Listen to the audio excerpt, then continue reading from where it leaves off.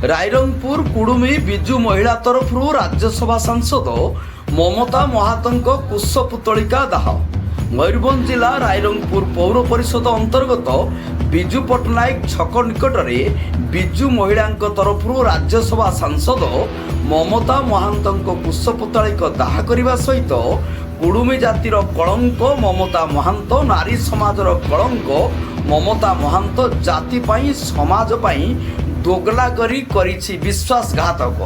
कुडुमी जातिर विकास पाई मान्यवर पूर्वतन मुख्यमंत्री नवीन पट्टनायक कुडुमी जातिर जणकु विधायक जणकु सीधासलख राज्यसभा सांसद भावे सम्मान देइथिले, किंतु एबे ममता महांत कहिसंती विजु जनता दल रे रही किछि स्वार्थ पाई नाही कि दल मते उचित सम्मान मध्य देई नाही, तेणु दलरू दलर सदस्यता और राज्यसभा सांसद पदरू मु इस्तीफा देइछि।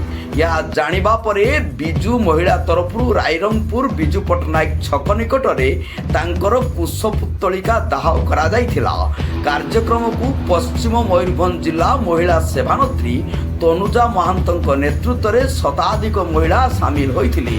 मयूरभंज बारिपदारू गौर दास गिरी रिपोर्ट, जनता एक्सप्रेस।